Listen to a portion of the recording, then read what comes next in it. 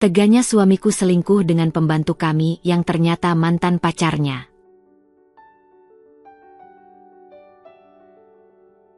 Halo Bunda, semoga Bunda semuanya dalam keadaan sehat dan bahagia ya.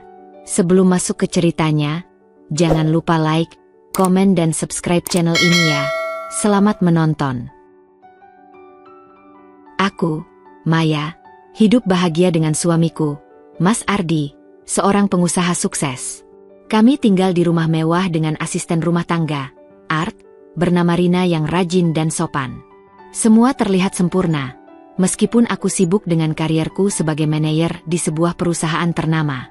Pagi itu, seperti biasa, aku bangun lebih dulu untuk bersiap ke kantor. Di meja makan, sarapan sudah tersaji rapi, hasil kerja Rina yang selalu cekatan. Mas Ardi duduk membaca koran, sesekali menyeruput kopinya. Kami berbincang ringan, membahas rencana akhir pekan.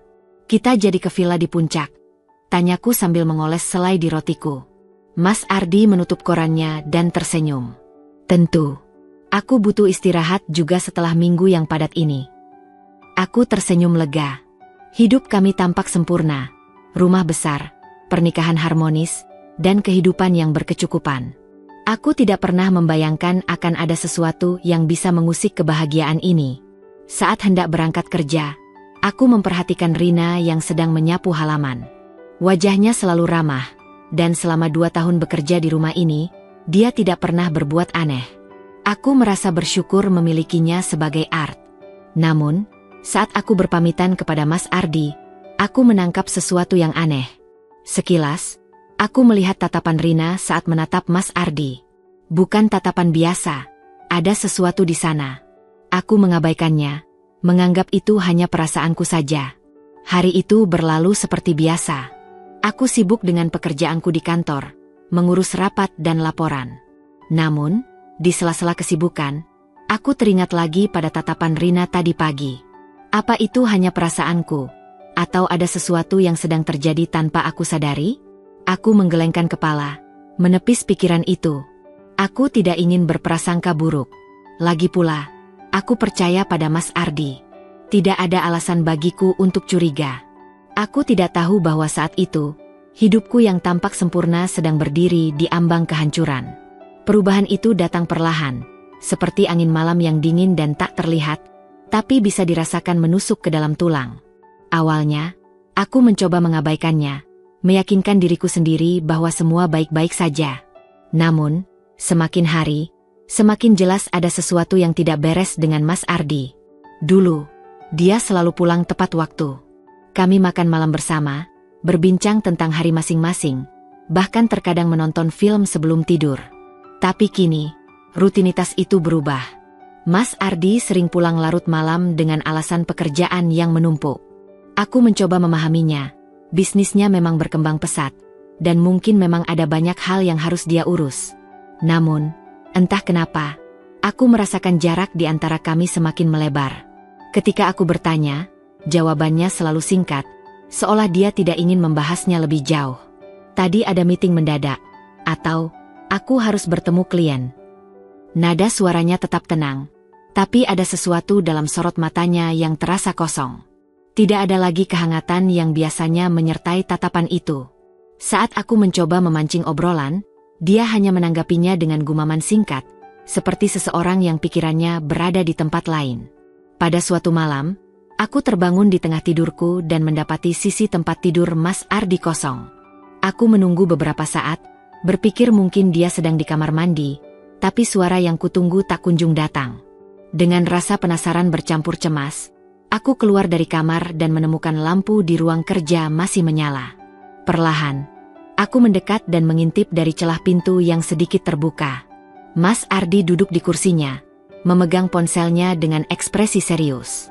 Dia tidak menyadari kehadiranku, dan aku bisa melihat bibirnya bergerak-gerak pelan, seperti sedang berbicara dengan seseorang. Aku menahan napas, mencoba mendengar, tapi hanya terdengar gumaman samar. Namun, ada satu hal yang pasti, suara itu bukan suara percakapan bisnis biasa.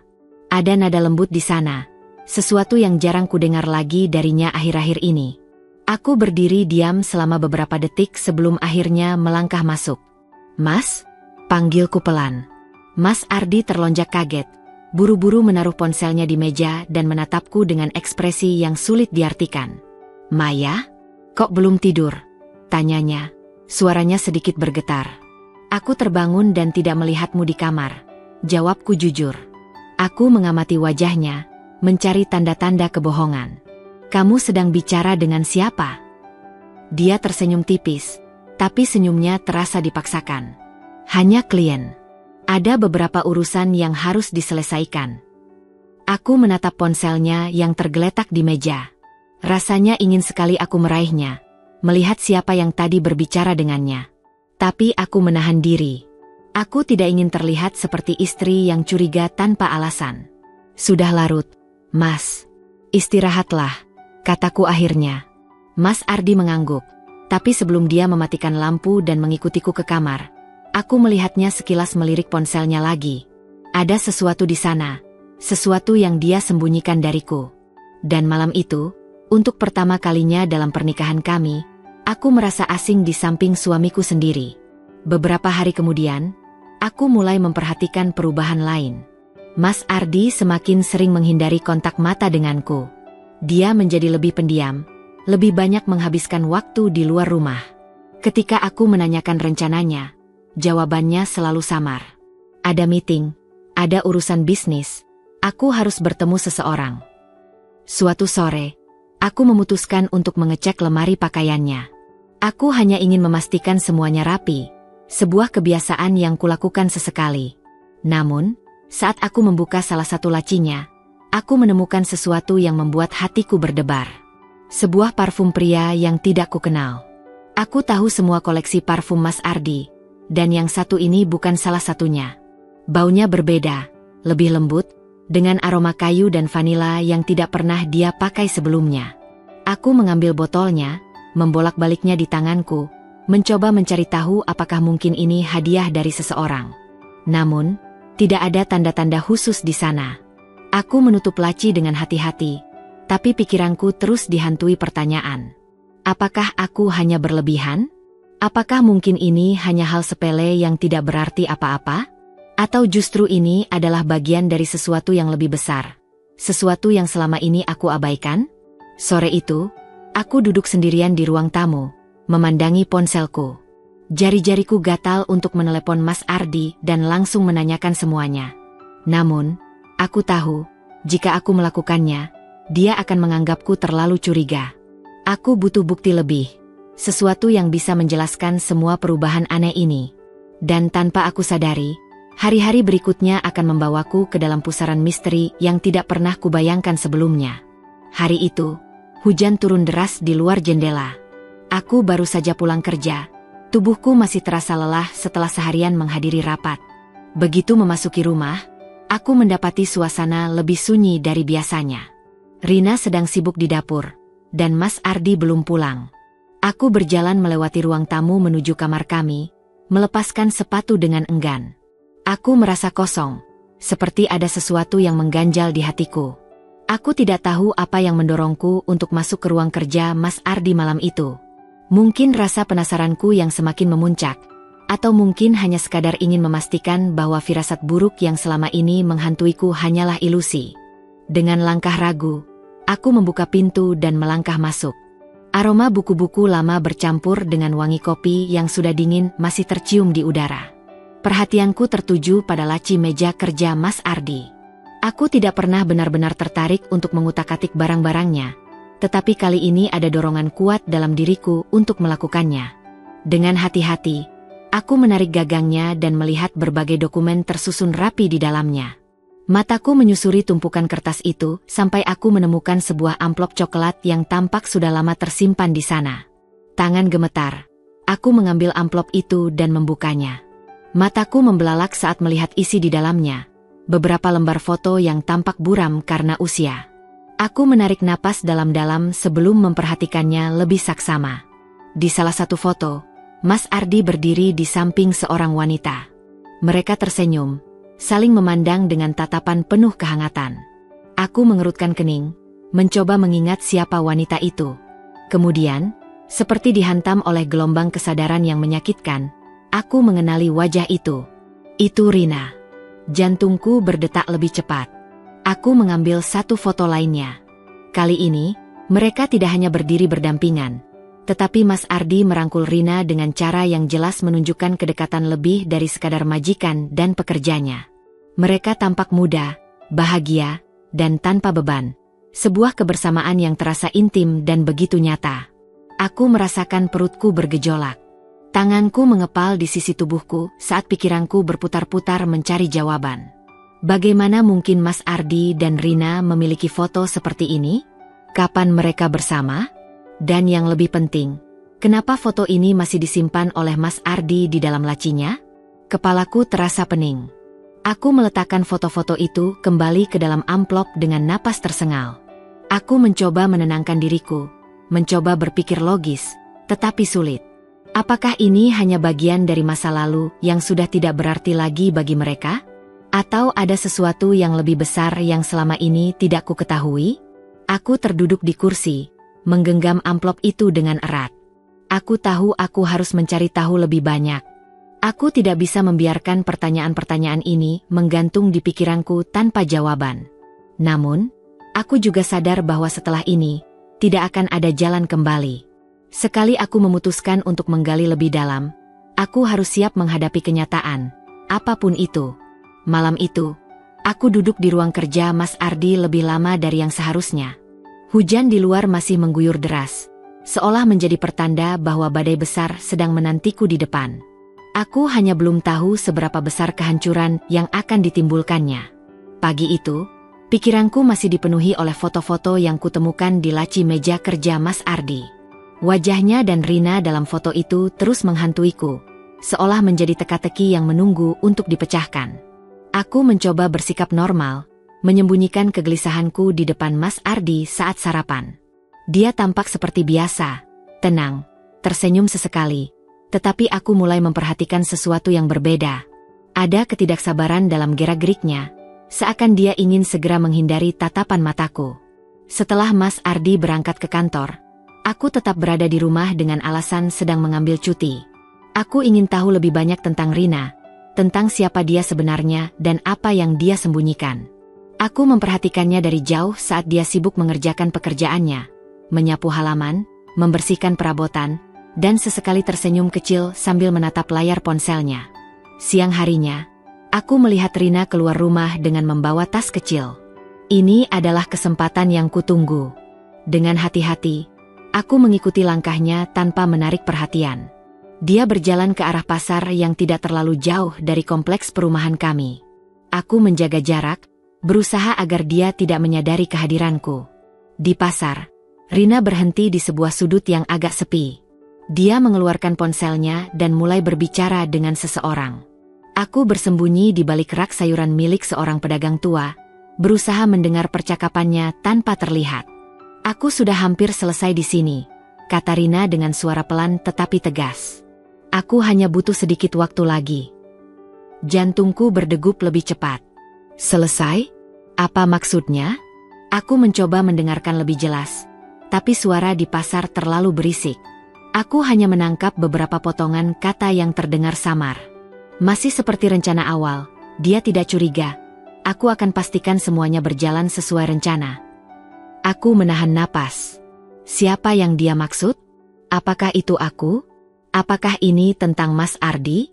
Aku menggenggam jemariku erat, mencoba menenangkan diri. Percakapan itu tidak berlangsung lama. Setelah menutup telepon, Rina menghela napas panjang dan melihat sekeliling sejenak sebelum kembali melanjutkan langkahnya. Aku menunggu beberapa detik sebelum memutuskan untuk mengikutinya lagi. Namun, tiba-tiba dia berhenti. Aku buru-buru mundur ke belakang gerobak pedagang buah. Aku bisa melihatnya dari sela-sela. Matanya menyapu sekitar seolah merasa ada yang mengawasinya. Aku berusaha menahan napasku, berharap dia tidak menyadari keberadaanku. Setelah beberapa saat, Rina akhirnya melanjutkan langkahnya, dan aku menghela napas lega. Aku tidak berani mengikutinya lebih jauh. Aku sudah mendapatkan cukup banyak petunjuk untuk hari ini. Saat aku berjalan pulang, pikiranku dipenuhi oleh berbagai spekulasi. Apa yang Rina maksud dengan menyelesaikan sesuatu? Apakah dia sedang merencanakan sesuatu terhadap Mas Ardi? Ataukah ini tentangku? Aku menggigit bibir, menyadari bahwa aku telah masuk ke dalam sebuah permainan yang lebih besar dari dugaanku. Satu hal yang pasti, aku tidak akan tinggal diam. Aku harus mencari tahu kebenaran sebelum semuanya terlambat. Setelah mendengar percakapan Rina di pasar, aku merasa semakin gelisah. Aku tahu ada sesuatu yang disembunyikannya, sesuatu yang lebih dari sekadar hubungan masa lalu dengan Mas Ardi. Aku tidak bisa tinggal diam. Aku harus mencari tahu kebenaran, meskipun itu berarti aku harus menggali ke dalam masa lalu suamiku. Masa lalu yang selama ini tidak pernah diceritakannya kepadaku. Aku memutuskan untuk mencari jawaban di tempat yang paling mungkin menyimpannya, ruang kerja Mas Ardi. Malam itu, setelah dia tertidur, aku menyelinap ke dalam ruangan itu dengan hati-hati. Aku menyalakan lampu kecil di sudut ruangan dan berjalan menuju lemari tempatnya menyimpan dokumen-dokumen penting. Aku menarik napas panjang sebelum mulai membuka satu persatu laci di dalamnya. Awalnya, aku hanya menemukan dokumen bisnis, kontrak, laporan keuangan, dan catatan lainnya yang tampak biasa. Namun, di bagian bawah tumpukan kertas, aku menemukan sebuah kotak kayu kecil yang terkunci. Aku mengernyit, merasa penasaran dengan isinya. Setelah mencari-cari, aku akhirnya menemukan kunci kecil yang terselip di antara buku-buku di rak. Dengan tangan gemetar, aku memasukkan kunci itu ke dalam lubangnya dan memutarnya perlahan. Begitu kotak itu terbuka, mataku langsung tertuju pada beberapa lembar surat yang sudah menguning dimakan waktu. Aku mengambil salah satunya dan mulai membacanya. Ardi, aku tidak tahu apakah aku bisa melakukannya. Aku mencintaimu, tapi aku juga tidak ingin kehilangan bayi kita. Tolong, jangan paksa aku melakukan ini. Aku mohon, kita cari jalan lain.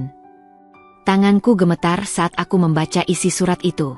Kata-kata di dalamnya penuh dengan kesedihan dan keputusasaan.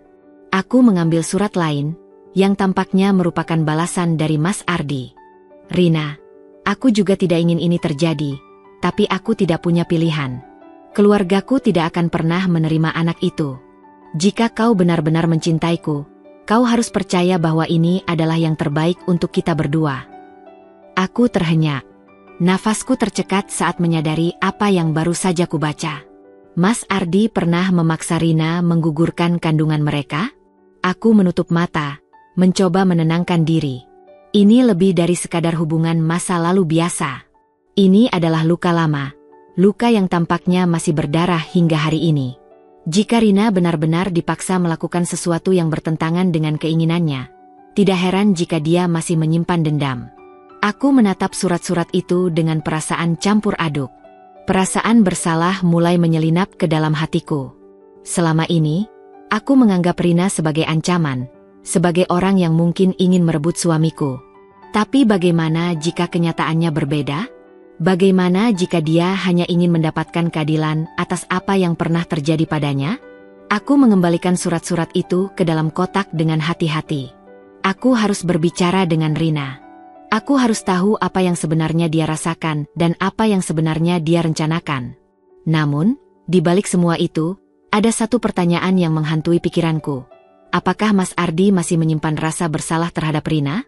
Dan jika iya, apakah itu alasan dia membiarkan Rina tetap berada di dalam kehidupan kami? Malam itu, aku terbaring di tempat tidur dengan mata terbuka. Aku bisa merasakan tubuh Mas Ardi di sampingku. Napasnya teratur dalam tidurnya yang lelap. Tapi bagiku, dunia tidak lagi terasa sama. Aku telah menemukan rahasia yang seharusnya tetap terkubur. Dan aku tahu bahwa setelah ini, hidupku tidak akan pernah sama lagi. Keesokan harinya, aku tidak bisa lagi menahan diri. Surat-surat yang kutemukan semalam masih terbayang jelas di benakku. Dan aku tahu bahwa aku harus segera mendapatkan jawaban. Aku tidak bisa terus hidup dalam ketidakpastian. Pura-pura bahwa semua baik-baik saja. Aku perlu berbicara dengan Mas Ardi. Aku harus tahu kebenaran dari mulutnya sendiri. Malam itu, setelah makan malam, aku menunggu sampai Rina selesai mencuci piring dan pergi ke kamarnya. Aku dan Mas Ardi duduk di ruang keluarga. Hanya ada suara televisi yang menyala di latar belakang. Aku mengumpulkan keberanianku sebelum akhirnya membuka pembicaraan. Mas, panggilku. Suaraku terdengar lebih tegas dari yang kuduga. Mas Ardi menoleh dari layar ponselnya, menatapku dengan ekspresi tenang seperti biasa. Ya. Aku menatap matanya, mencoba mencari tanda-tanda kebohongan sebelum aku bahkan mulai bertanya. Aku ingin tahu sesuatu tentang Rina. Raut wajahnya berubah dalam sekejap. Dia mengerutkan kening, lalu meletakkan ponselnya di meja. Maksudmu apa? Aku menarik napas panjang, lalu mengeluarkan amplop berisi foto-foto yang kutemukan dari laci meja kerjanya. Dengan perlahan, aku meletakkannya di atas meja di antara kami. Aku menemukan ini, kataku. Kamu dan Rina terlihat sangat dekat di foto-foto ini. Dan aku juga menemukan surat-surat lama kalian. Mata Mas Ardi melebar, lalu ia menghela napas panjang. Aku bisa melihat rahangnya mengeras, seperti seseorang yang sedang berusaha menyusun kata-kata yang tepat. Aku bisa jelaskan, katanya akhirnya. Aku menyilangkan tangan di dadaku, menunggu. Silakan. Mas Ardi bersandar di sofa, mengusap wajahnya dengan kedua tangan sebelum mulai bicara. Dulu, sebelum aku menikah denganmu, aku memang pernah menjalin hubungan dengan Rina. Kami sangat dekat, bahkan sempat berpikir untuk menikah. Tapi keluargaku tidak pernah menyetujui hubungan kami. Mereka menganggap Rina tidak pantas untukku. Aku tetap diam, menunggu lebih lanjut. Dan kemudian, dia menelan ludah, seperti sulit mengeluarkan kata-kata. Dia hamil. Hatiku mencelos mendengarnya, meskipun aku sudah tahu dari surat-surat yang kubaca. Ayahku marah besar. Dia bilang kalau aku tetap bersama Rina, aku akan kehilangan semua yang telah kubangun. Aku saat itu masih muda, terlalu takut kehilangan segalanya, dan aku memilih keluargaku. Aku menyuruh Rina menggugurkan kandungan itu. Aku merasakan kemarahan naik ke dadaku. Kamu memaksanya melakukan itu? Tanyaku dengan suara bergetar. Mas Ardi menunduk. Aku tidak memberinya pilihan lain. Aku pikir itu yang terbaik untuk kami berdua, tapi aku salah. Aku menggelengkan kepala, merasa sulit mempercayai apa yang baru saja kudengar. Dan sekarang, kamu membiarkannya bekerja di rumah kita? Apa ini semacam rasa bersalah? Atau ada sesuatu yang lebih dari itu? Mas Ardi menatapku dengan ekspresi bersalah. Aku hanya ingin membantunya. Setelah semua yang terjadi, aku merasa aku berutang sesuatu padanya. Aku tidak bisa mengubah masa lalu, tapi setidaknya aku bisa memastikan dia memiliki kehidupan yang lebih baik sekarang. Aku tertawa kecil, tapi tanpa humor. Kamu pikir dengan memberinya pekerjaan sebagai Art, itu bisa menggantikan apa yang telah kamu ambil darinya? Dia tidak menjawab. Aku menggigit bibir, mencoba menenangkan diriku. Kamu bilang tidak ada apa-apa lagi di antara kalian.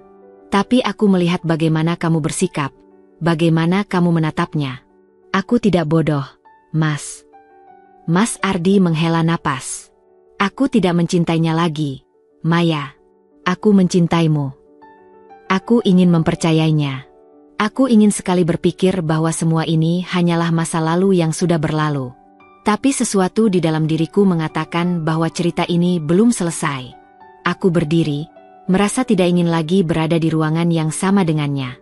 Aku tidak tahu apakah aku bisa mempercayaimu, kataku sebelum berjalan pergi. Malam itu, aku tidur membelakangi Mas Ardi, tetapi aku tahu bahwa pikiranku tidak akan pernah bisa memunggungi kenyataan yang baru saja terungkap. Keesokan harinya, aku bangun dengan perasaan campur aduk. Percakapanku dengan Mas Ardi tadi malam masih menghantui pikiranku. Dia mengaku tidak mencintai Rina lagi. Tapi kenapa aku merasa masih ada sesuatu yang belum terungkap? Aku tidak bisa hanya bergantung pada kata-katanya. Aku butuh jawaban langsung dari Rina. Siang itu, saat Rina sedang membersihkan meja makan, aku berdiri di ambang pintu dapur dan mengamatinya dalam diam. Dia bekerja dengan cekatan seperti biasa, seakan tidak ada yang terjadi. Tapi aku tahu lebih baik dari itu. Aku tahu ada banyak hal yang ia sembunyikan. Rina, panggilku akhirnya. Dia berhenti mengelap meja dan menoleh ke arahku. Iya, Mbak. Aku menarik napas dalam sebelum berbicara. Aku ingin bicara denganmu. Berdua saja. Ekspresi Rina tetap datar. Tapi aku melihat sekilas ketegangan di matanya. Dia meletakkan kain lapnya dan mengangguk. Baik, Mbak. Kita bisa bicara di teras belakang. Kami berjalan keluar, ke sudut taman kecil di belakang rumah.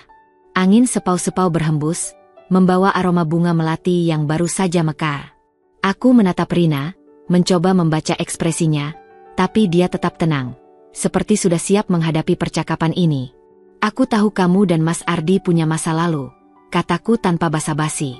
Rina tersenyum kecil, tapi tidak ada kehangatan di sana. Akhirnya Mbak tahu juga. Jantungku berdebar. Aku tidak menyangka dia akan langsung mengakuinya tanpa perlawanan. Kenapa kamu tidak pernah bilang? Apa gunanya? Dia mengangkat bahu. Toh, Mbak tetap menikah dengannya tanpa tahu apa yang dia lakukan di masa lalu. Aku mengepalkan tangan di pangkuanku. Aku sudah tahu tentang surat-surat itu. Aku tahu dia memaksamu menggugurkan kandungan kalian.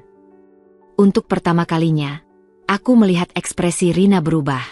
Matanya berkilat dengan emosi yang sulit diartikan, antara kemarahan dan kepedihan. Dia tidak hanya memaksaku, Mbak. Dia menghancurkan hidupku. Aku menelan ludah. Maksudmu? Rina tertawa kecil, tapi suaranya penuh kepahitan. Setelah aku melakukan apa yang dia suruh, aku kehilangan segalanya. Kesehatanku menurun, dan aku mengalami komplikasi yang membuatku tidak bisa punya anak lagi. Aku kehilangan masa depanku sebagai seorang ibu, Mbak. Sementara Mas Ardi, dia tetap hidup nyaman, menikah dengan Mbak, punya kehidupan yang sempurna. Aku merasa seperti ditampar. Aku tidak tahu bahwa akibat dari perbuatan Mas Ardi begitu besar. Kenapa kamu kembali ke kehidupannya? Tanyaku akhirnya. Rina menatapku lurus, dan untuk pertama kalinya, dia tidak lagi berusaha menyembunyikan niatnya. Untuk memastikan dia membayar atas apa yang dia lakukan. Darahku berdesir.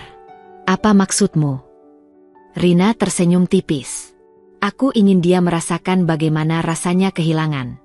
Sama seperti aku dulu kehilangan sesuatu yang sangat berharga bagiku. Aku mulai memahami arah pembicaraan ini. Kamu ingin menghancurkan rumah tangga kami. Rina menghela napas pelan. Aku tidak perlu melakukan banyak hal, Mbak. Aku hanya perlu hadir di sini, di rumah ini, dan pelan-pelan melihat dia dihantui oleh masa lalunya sendiri. Aku ingin dia merasa bersalah setiap kali menatapku. Aku ingin dia hidup dalam ketakutan bahwa aku bisa membongkar segalanya kapan saja. Aku menggigit bibir. Dan sekarang, apa kamu masih mau tetap di sini? Rina menatapku lama sebelum menjawab. Aku sudah cukup puas melihat dia mulai kehilangan kendali atas hidupnya. Tapi aku belum selesai, Mbak. Belum. Aku merasa tubuhku melemas. Aku tidak tahu apakah aku harus marah atau iba. Aku bisa memahami rasa sakit Rina, tapi aku juga tidak bisa membiarkan dia menghancurkan pernikahanku begitu saja. Tapi Mas Ardi bukan satu-satunya yang terluka dalam proses ini, kataku pelan. Aku juga. Rina menatapku dengan ekspresi yang sulit diartikan. Ada sedikit rasa bersalah di sana, tapi juga ada tekad yang tak tergoyahkan. Mungkin Mbak memang tidak bersalah, tapi Mbak juga menikmati kehidupan yang seharusnya bukan milik Mas Ardi setelah apa yang dia lakukan. Aku tidak punya belas kasihan untuknya. Aku menarik napas panjang. Aku tahu ini belum berakhir.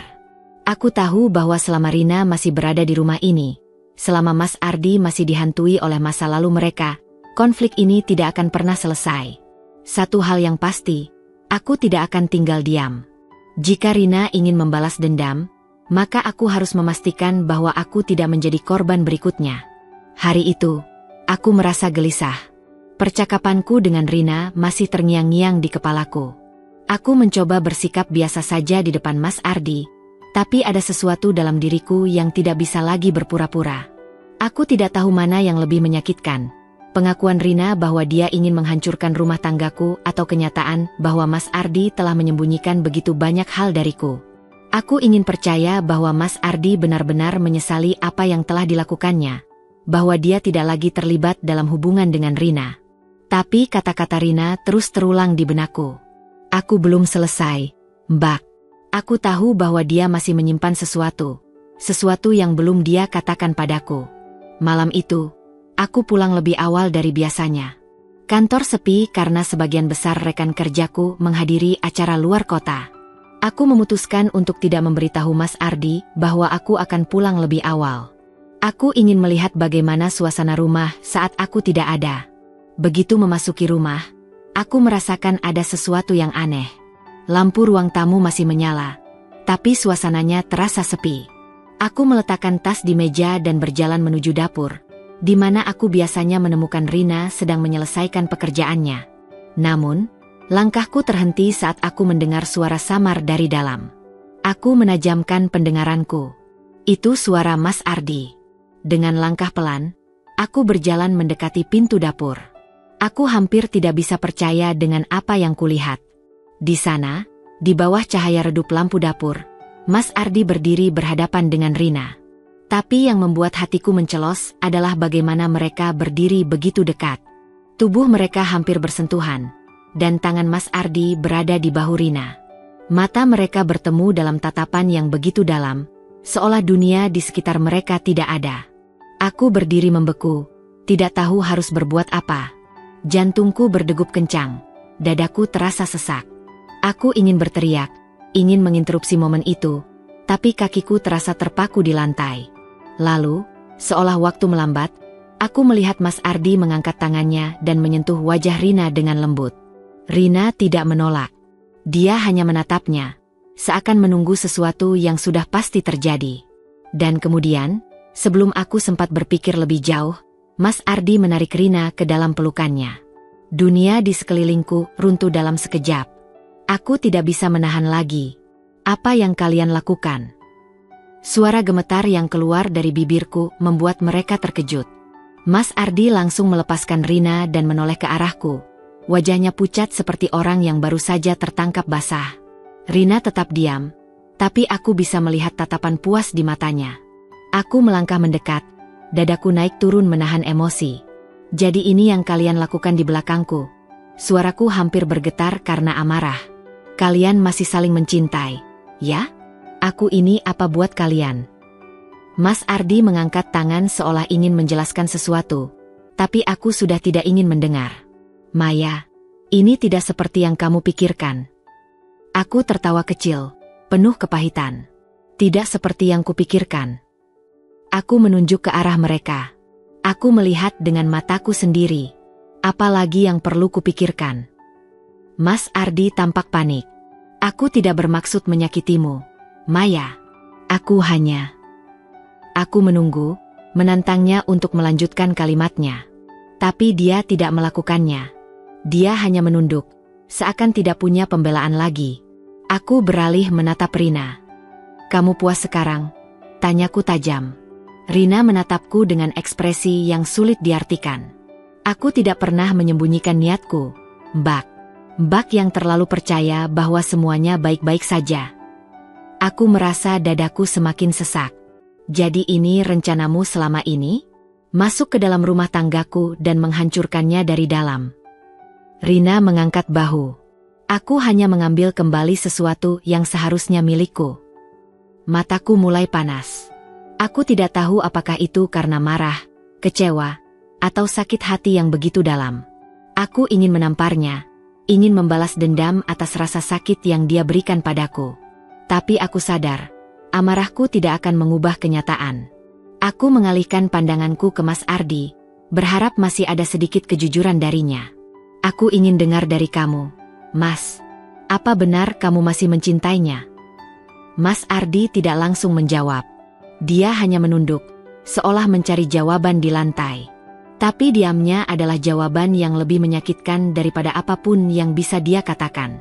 Aku merasa tubuhku melemas. Air mataku jatuh begitu saja, tanpa bisa kutahan. Aku tidak ingin terlihat lemah di depan mereka, tapi aku juga tidak bisa menahan perasaan ini. Aku sudah cukup, kataku akhirnya. Aku tidak mau jadi bagian dari permainan kalian lagi. Aku berbalik, meninggalkan mereka di dapur tanpa menoleh ke belakang. Aku tidak ingin melihat wajah mereka lagi. Aku tidak tahu apa yang akan kulakukan setelah ini, tapi satu hal yang pasti, Aku tidak bisa lagi bertahan di dalam rumah ini. Aku menghabiskan malam itu duduk di kamar sendirian, menatap kosong ke arah jendela. Dadaku masih terasa sesak, dan pikiranku terus berputar tanpa henti. Bayangan Mas Ardi dan Rina di dapur terus menghantui kepalaku. Aku berusaha menyangkal apa yang kulihat, berharap itu semua hanya mimpi buruk.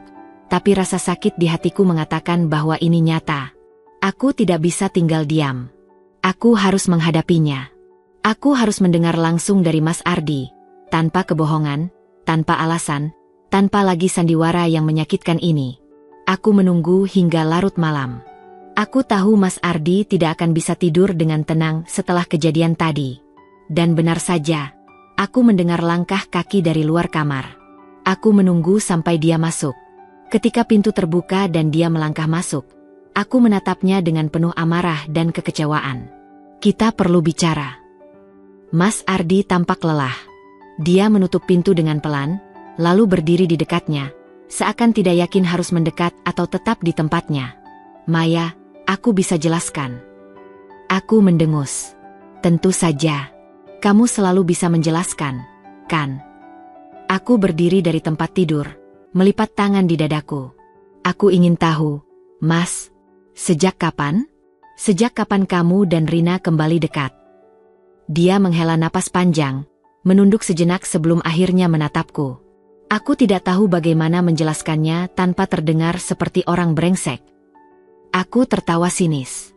Setidaknya kamu sadar. Dia menatapku dengan ekspresi penuh penyesalan. Aku tidak pernah berniat menyakitimu, Maya. Aku benar-benar mencintaimu. Tapi, saat Rina kembali, semua kenangan lama kembali juga. Aku tidak tahu bagaimana menghadapinya. Aku merasa bersalah atas apa yang aku lakukan padanya di masa lalu, dan aku tidak ingin mengabaikannya begitu saja. Aku mencengkeram ujung baju tidurku, mencoba menahan kemarahan yang membuncah di dadaku. Jadi kamu merasa bersalah? Itu alasanmu? Kamu merasa bersalah. Jadi kamu membiarkan dia masuk ke rumah kita? Membiarkan dia mendekat? Membiarkan dia mengambil tempat yang seharusnya milikku sebagai istrimu? Aku tidak pernah ingin menyakitimu, ulangnya, suaranya nyaris bergetar. Aku lemah. Aku menatapnya dengan tajam. Lemah. Aku menggelengkan kepala. Jangan beri aku alasan bodoh, Mas.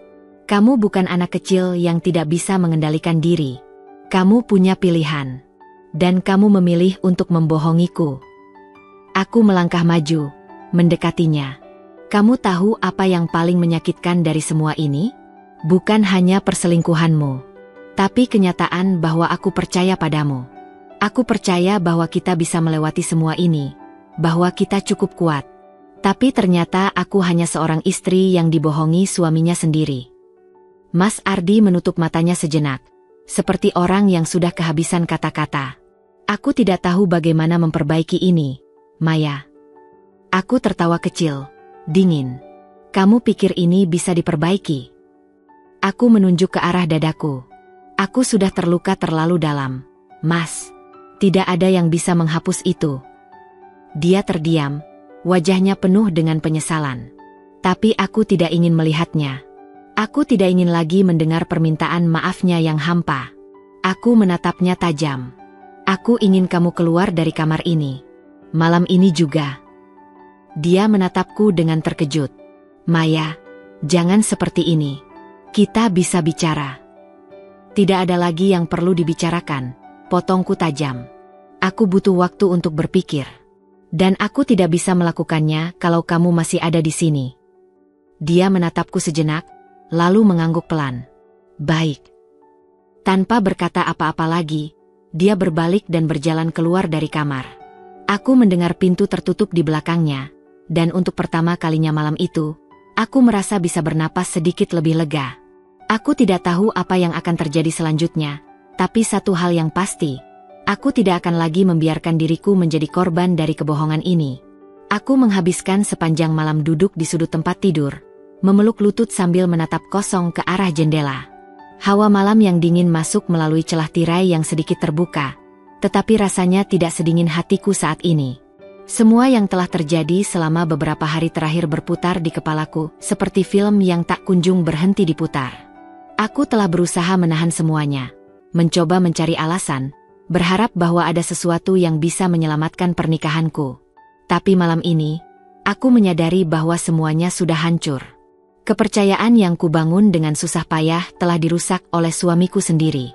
Mas Ardi bukan hanya berselingkuh secara fisik, tetapi juga mengkhianati emosiku, kebahagiaanku, dan rasa aman yang dulu kupikir kumiliki. Ketika matahari mulai menyelinap masuk ke dalam kamar, aku tahu aku harus membuat keputusan. Aku tidak bisa terus hidup dalam ketidakpastian ini. Aku berhak mendapatkan kejelasan, berhak mendapatkan kehidupan yang lebih baik daripada hanya menjadi seseorang yang bertahan dalam kebohongan.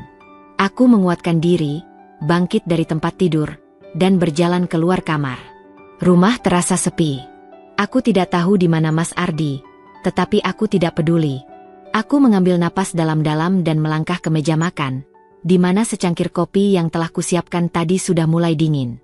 Dengan tangan gemetar, aku meraih ponsel dan membuka kontak pengacara yang pernah direkomendasikan seorang teman. Jari-jariku ragu sebelum akhirnya menekan tombol panggil. Beberapa detik kemudian, suara di seberang sana menyapa. "Selamat pagi, Bu Maya. Ada yang bisa saya bantu?" Aku menutup mata sejenak, mengumpulkan keberanian terakhirku. Saya ingin mengajukan gugatan cerai. Mengucapkan kata-kata itu terasa seperti melepaskan beban besar dari dadaku, tetapi juga menyakitkan. Pernikahan ini telah menjadi bagian dari hidupku selama bertahun-tahun. Aku mencintai Mas Ardi, atau setidaknya aku pernah mencintainya. Namun, cinta saja tidak cukup jika tidak ada kepercayaan dan kesetiaan.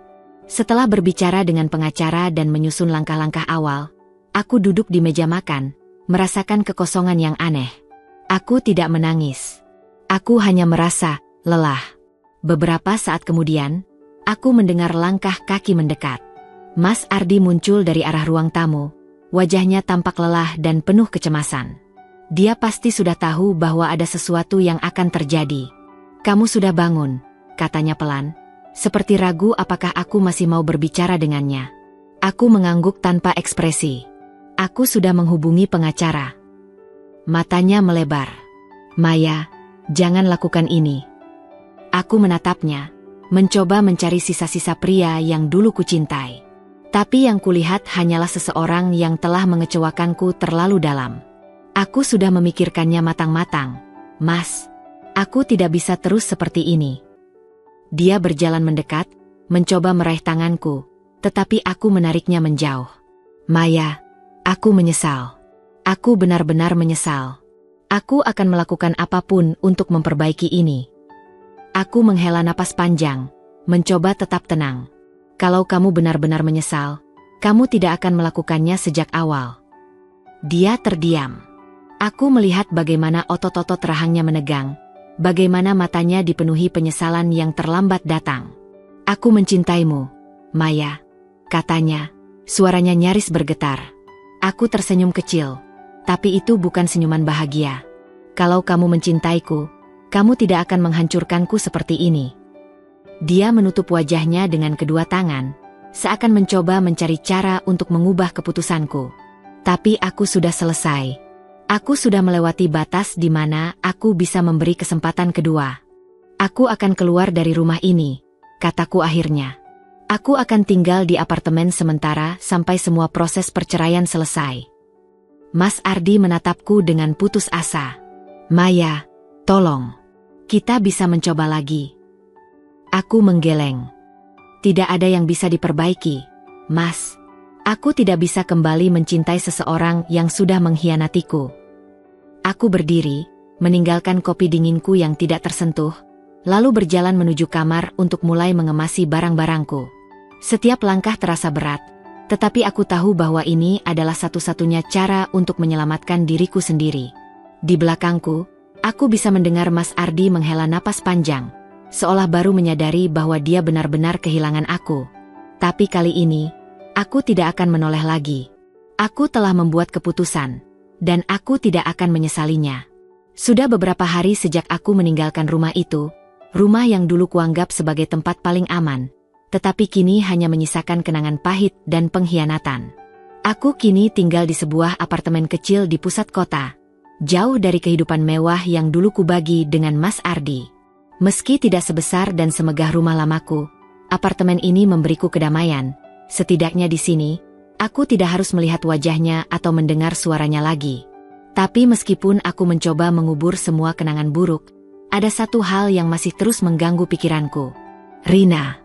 Sejak hari terakhir aku menghadapinya di dapur, aku belum pernah melihatnya lagi. Bahkan setelah aku mengajukan gugatan cerai dan memutuskan semua komunikasi dengan Mas Ardi, aku tidak mendengar kabar apapun tentang perempuan itu. Aku bertanya pada beberapa art lain di rumah itu sebelum aku pergi, tetapi mereka semua mengatakan hal yang sama. Rina tidak pernah terlihat lagi setelah malam itu. Awalnya aku berpikir mungkin dia memang sengaja menghilang. Mungkin dia sudah puas dengan apa yang dilakukannya. Dan setelah menghancurkan pernikahanku, dia merasa misinya selesai. Tapi sesuatu dalam diriku merasa tidak tenang. Aku tahu Rina adalah perempuan yang cerdas dan penuh perhitungan. Dia bukan tipe orang yang akan pergi begitu saja tanpa alasan yang jelas. Aku mencoba mencari tahu lebih jauh. Dengan hati-hati, aku menghubungi seorang teman lama yang bekerja sebagai penyelidik swasta. Aku tahu ini mungkin berlebihan, tapi aku perlu jawaban. Aku perlu tahu apakah Rina benar-benar pergi karena keinginannya sendiri, atau ada sesuatu yang lebih besar yang sedang terjadi. Beberapa hari setelahnya, teman detektifku menghubungiku kembali. Maya, aku sudah mencari informasi tentang Rina. Katanya, suaranya terdengar serius.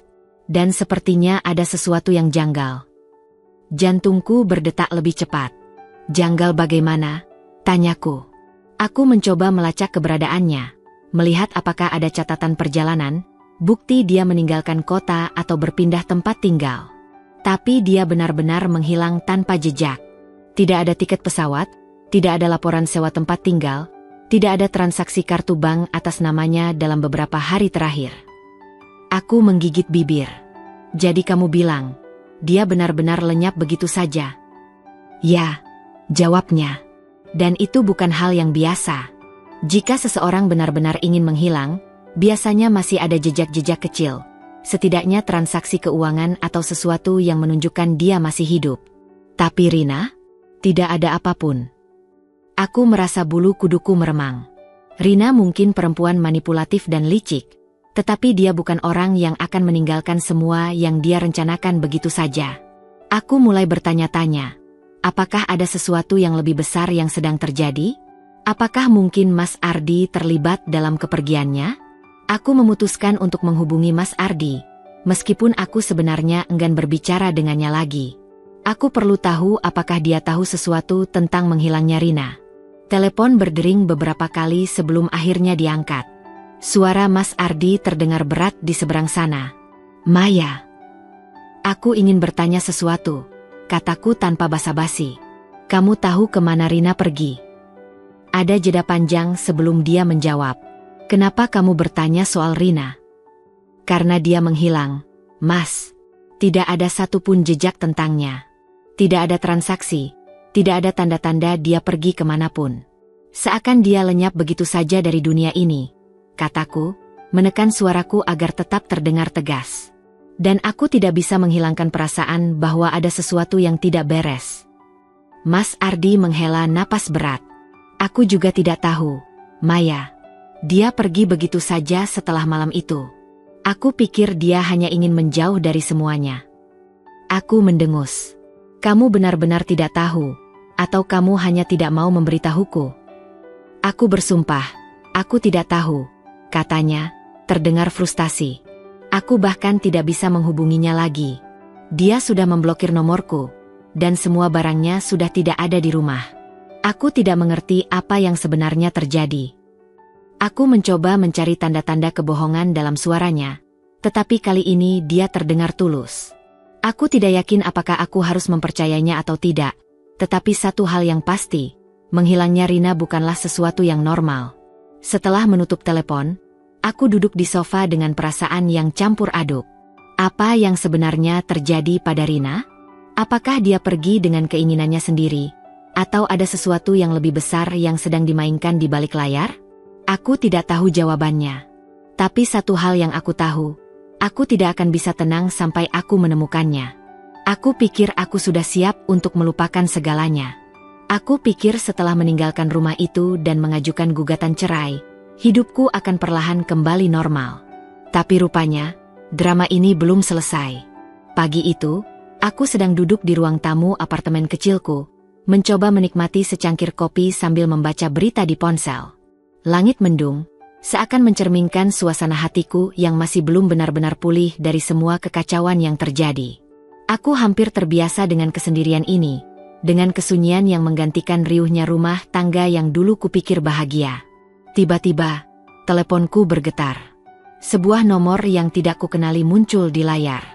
Aku mengernyit, merasa ragu, tetapi akhirnya mengangkatnya. Maya. Suara di seberang sana terdengar lelah dan panik. Aku langsung mengenalinya. Mas Ardi. Aku menarik napas dalam, mencoba menahan gelombang emosi yang tiba-tiba muncul. Ada apa? Tanyaku dengan nada dingin. Aku butuh bantuanmu, katanya. Suaranya terdengar putus asa. Aku tertawa kecil, penuh sinisme. Bantuan? Setelah semua yang kamu lakukan padaku, kamu masih berani meminta bantuan. Aku tahu aku tidak pantas meminta apapun darimu. Tapi, Maya, bisnis kita, hancur. Aku kehilangan semuanya. Aku diam sejenak, membiarkan kata-katanya meresap ke dalam pikiranku. Aku pernah menjadi bagian dari bisnis itu, meskipun lebih sebagai istri seorang pengusaha sukses daripada sebagai seseorang yang benar-benar terlibat. Namun, aku tahu betapa kerasnya Mas Ardi bekerja untuk membangunnya. Apa maksudmu? Tanyaku akhirnya, meskipun aku tidak yakin apakah aku benar-benar ingin tahu jawabannya. Aku tertipu. Semua uang diinvestasikan dalam proyek yang ternyata palsu. Aku tidak hanya kehilangan tabungan pribadiku, tapi juga dana perusahaan. Aku mencoba memperbaikinya, tapi semua sudah terlambat. Sekarang perusahaan sedang menghadapi kebangkrutan, dan aku bisa kehilangan segalanya dalam hitungan hari, katanya dengan suara penuh kepanikan. Aku menatap dinding kosong di depanku, mencoba memahami situasi ini. Ada bagian dari diriku yang ingin merasa puas, ingin melihatnya menderita seperti aku pernah menderita karena pengkhianatannya. Tetapi ada juga bagian lain yang merasa iba. Seburuk apapun dia, aku tahu betapa pentingnya bisnis itu baginya. Itu adalah hasil kerja kerasnya selama bertahun-tahun. Dan aku yakin ini ada hubungannya dengan Rina, lanjutnya. Aku tersentak. Rina. Ya. Setelah dia menghilang, aku mulai menyadari ada transaksi mencurigakan di rekening perusahaan. Jumlah uang yang besar ditransfer ke akun anonim sebelum akhirnya menghilang tanpa jejak. Aku tidak punya bukti yang cukup untuk menuduh siapapun. Tapi siapa lagi kalau bukan dia? Aku menggigit bibir. Ini semakin aneh. Rina sudah menghilang tanpa jejak. Dan sekarang, tiba-tiba uang perusahaan Mas Ardi juga lenyap? Apakah ini semua memang rencana balas dendamnya sejak awal? Kamu yakin ini bukan kesalahanmu sendiri? Tanyaku, masih tidak sepenuhnya percaya bahwa semua ini bisa terjadi begitu saja. Aku mungkin telah membuat banyak kesalahan dalam hidupku, Maya, katanya dengan suara berat. Tapi aku bukan orang bodoh. Aku tahu cara menjalankan bisnis ini. Seseorang menjebakku, dan aku yakin Rina adalah dalangnya. Aku menarik napas panjang. Aku tidak tahu harus merasakan apa. Di satu sisi, ini adalah konsekuensi dari semua keputusan buruk Mas Ardi. Dia mengizinkan Rina masuk kembali ke dalam hidupnya, dan sekarang dia harus menghadapi akibatnya. Tetapi di sisi lain, ada sesuatu yang terasa janggal. Jika memang benar Rina yang melakukannya, kemana dia pergi? Dan mengapa dia begitu percaya diri sampai bisa mengambil semua uang itu tanpa takut tertangkap? Apa yang kamu mau dariku, Mas? Tanyaku akhirnya. Suaraku lebih dingin dari yang aku maksudkan. Aku tidak meminta uang atau bantuan hukum, katanya cepat. Aku tidak tahu harus bicara dengan siapa lagi. Semua orang meninggalkanku. Aku sendirian. Aku terdiam. Sejenak, aku hampir merasa kasihan padanya. Hampir. Tapi kemudian aku mengingat semua luka yang dia tinggalkan dalam hidupku. Kamu yang memilih jalan ini, Mas, kataku, Suaraku tetap tenang. Kamu yang memilih menghancurkan kepercayaan orang-orang di sekitarmu. Sekarang, kamu harus menghadapi konsekuensinya sendiri. Aku bisa mendengar tarikan napas berat dari seberang telepon. Aku mengerti, katanya pelan. Aku hanya ingin kamu tahu, aku benar-benar menyesal. Aku tidak menjawab. Aku tidak tahu apakah aku percaya padanya atau tidak, dan jujur saja, aku tidak yakin apakah itu masih penting. Setelah beberapa detik keheningan, aku mengakhiri panggilan. Aku menutup telepon dengan napas panjang. Ada rasa aneh yang mengalir dalam tubuhku setelah percakapan dengan Mas Ardi. Dulu, aku selalu melihatnya sebagai pria yang kuat, percaya diri, dan nyaris tak tersentuh oleh kegagalan. Tapi kini, dia hanya bayangan dari dirinya yang dulu, terpuruk, kehilangan segalanya, dan mungkin baru menyadari harga dari setiap perbuatannya. Tapi aku tidak bisa membiarkan pikiranku terus terjebak dalam masa lalu. Aku sudah cukup terluka, cukup menangis, dan cukup kehilangan bagian dari diriku sendiri hanya untuk mempertahankan sesuatu yang sebenarnya sudah retak sejak lama. Kini, aku harus melangkah maju.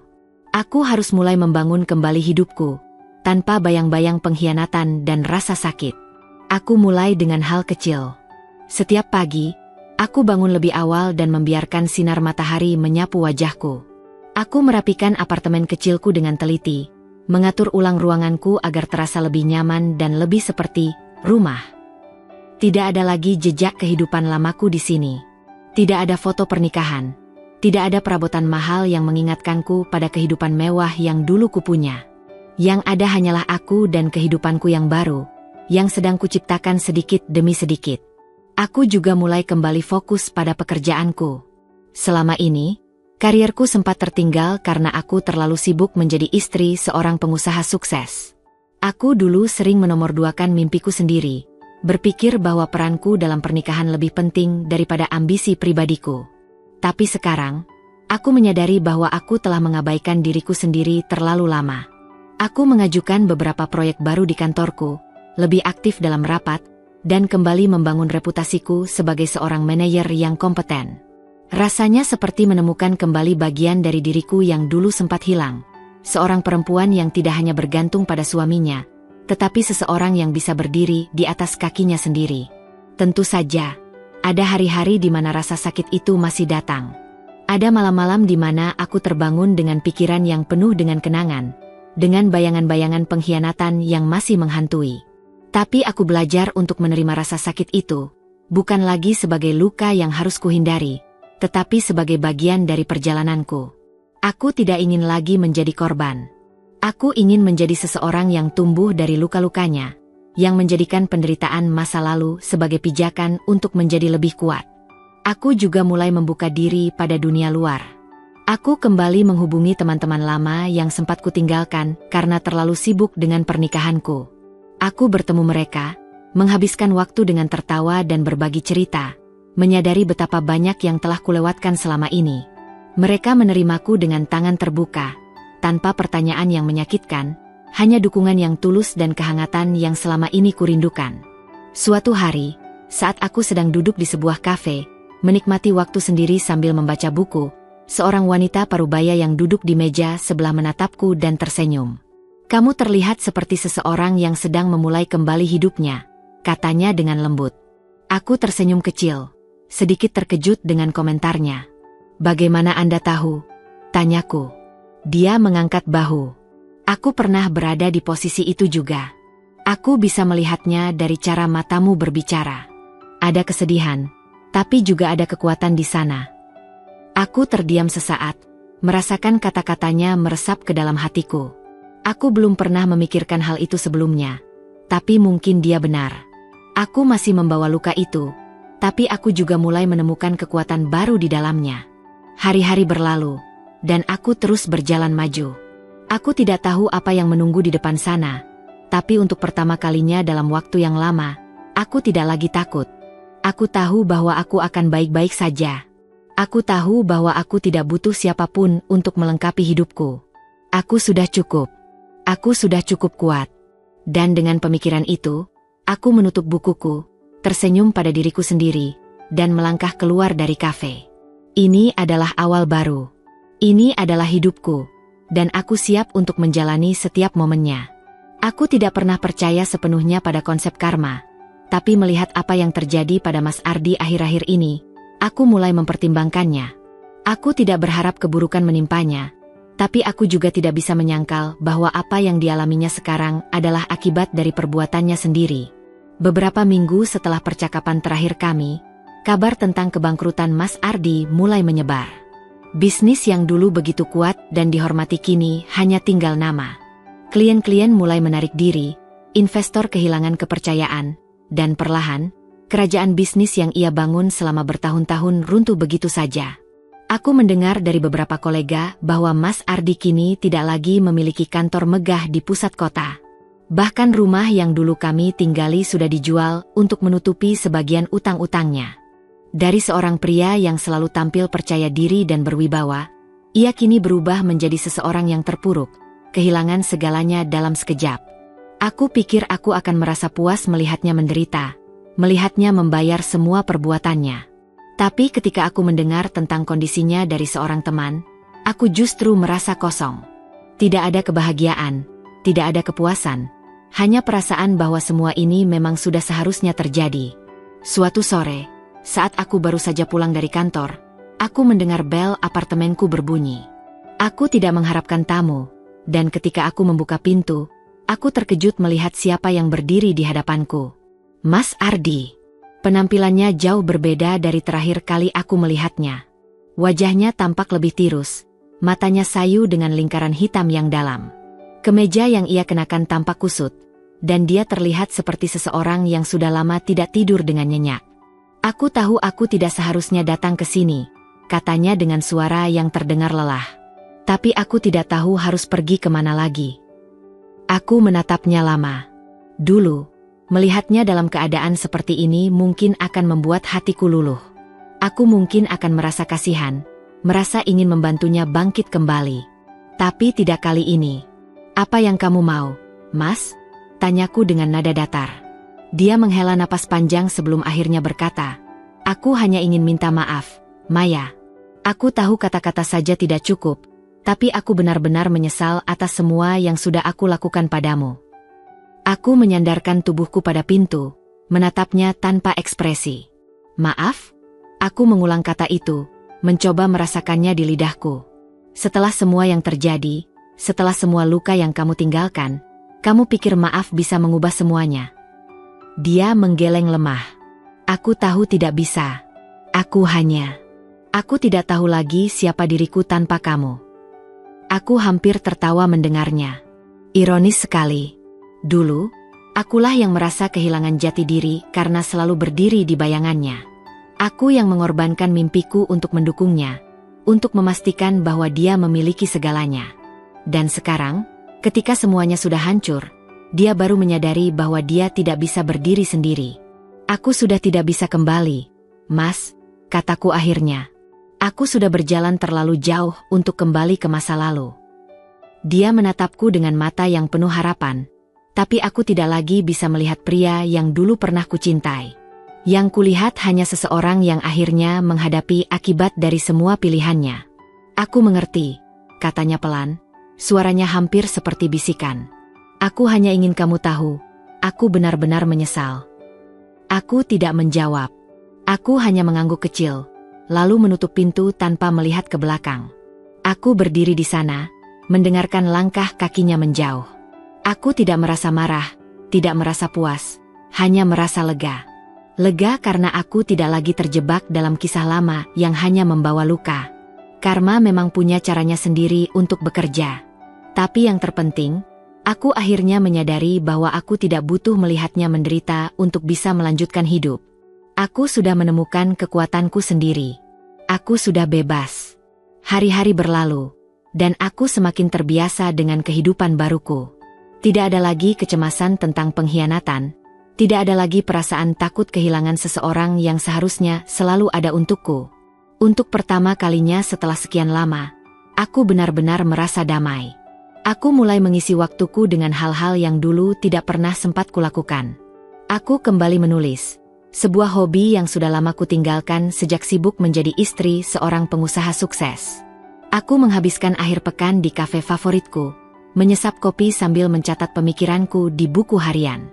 Aku menikmati setiap momen kecil dalam hidupku, sesuatu yang dulu sering kulewatkan karena terlalu sibuk mengejar kesempurnaan dalam pernikahanku. Di kantor, aku semakin berkembang. Aku dipromosikan menjadi direktur divisi, sebuah pencapaian yang tidak pernah kubayangkan akan kucapai begitu cepat. Dulu, aku selalu merasa bahwa pekerjaanku hanyalah sampingan, sebuah aktivitas untuk mengisi waktu sementara aku menjalani peran utama sebagai istri Mas Ardi. Tapi sekarang, aku menyadari bahwa aku mampu berdiri sendiri. Aku bisa sukses dengan atau tanpa siapapun di sisiku. Suatu malam, aku duduk di balkon apartemenku, menatap kota yang berkilauan di bawah langit malam. Aku memeluk lututku, merasakan angin sejuk menerpa wajahku. Ada perasaan tenang yang tidak bisa kujelaskan. Aku tersenyum kecil, menyadari bahwa aku akhirnya benar-benar bebas dari beban masa lalu. Pikiranku melayang ke Mas Ardi. Aku tidak tahu bagaimana kabarnya sekarang. Setelah pertemuan terakhir kami di depan apartemenku, aku tidak pernah lagi mendengar tentangnya. Aku tidak mencarinya, dan aku tidak merasa perlu untuk tahu. Hidup kami sudah berpisah, dan aku tidak ingin lagi menoleh ke belakang. Tapi aku juga tidak menyimpan dendam. Aku sudah melepaskan semua amarah, semua kesedihan, semua luka yang pernah ia tinggalkan. Aku tidak lagi membiarkan masa lalu mengontrol hidupku. Aku telah menerima semuanya sebagai bagian dari perjalananku, sebuah bab dalam hidupku yang telah berakhir, dan kini aku siap untuk menulis bab yang baru. Aku tersenyum, menutup mataku sejenak, lalu menghembuskan napas panjang. Ini bukan akhir dari perjalananku. Ini hanyalah awal dari sesuatu yang baru. Dan untuk pertama kalinya dalam hidupku, aku merasa benar-benar siap untuk melangkah maju.